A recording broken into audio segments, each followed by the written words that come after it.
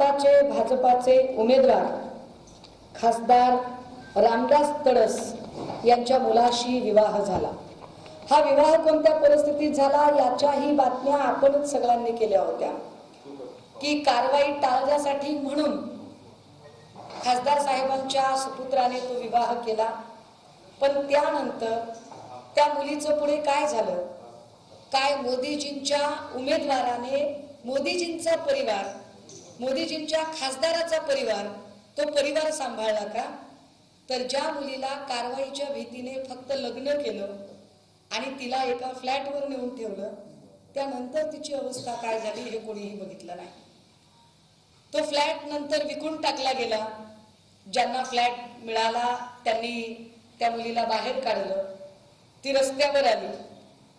तिचं बाळ छोटंसं सोबत आहे। ज्या बाळाला आत्ता दूध द्यायचं म्हटलं तर काय करायचं हा प्रश्न समोर आहे।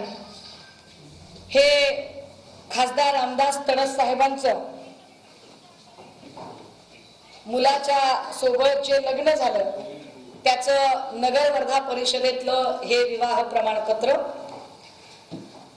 लग्न करूनही जे आपला परिवार सोडून देतात ते मोदी का परिवार हॅशटॅग लावतात, हे फार चमत्कारिक आहे, हे फार भयंकर आहे।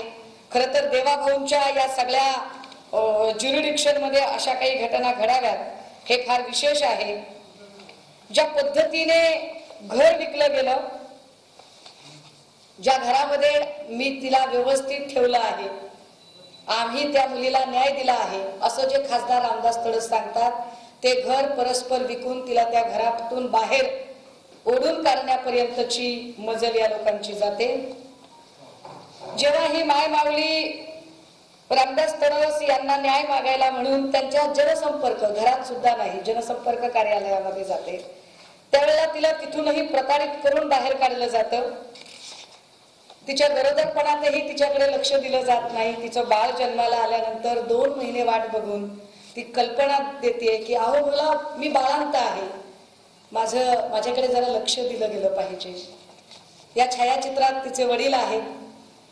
खासदार रामदास तडस यांनी ज्या पद्धतीने तिच्याशी वर्तणूक केली, तिच्या वडिलांच्या समोर तिच्या बाळाच्या बापाचे पुरावे मागितले, यावर त्या बोलतीलच। परंतु हे फार वाईट आहे, अपमानास्पद आहे। यामध्ये पूजा तडस यांचे वडील अगदी आत्ता या 2 महिन्यापूर्वी मृत्युमुखी पडले। मोदीचा परिवार म्हटला जातो आणि हा सगळा परिवार उद्ध्वस्त केला जातो। हा कसला मोदीचा परिवार आहे? ही सगळी माणसं, मला फार याच्यात काही बोलायचं नाही, परंतु ज्या एका चिमुरड्याला घेऊन ही माय माऊली न्याय मागतेय, किमान या वेळेला तरी तिला न्याय मिळेल का? मी आपल्याशी बोलेलच, पण मी जरा पूजाताईंना विनंती करेल की त्यांनी काही भूमिका मांडावी।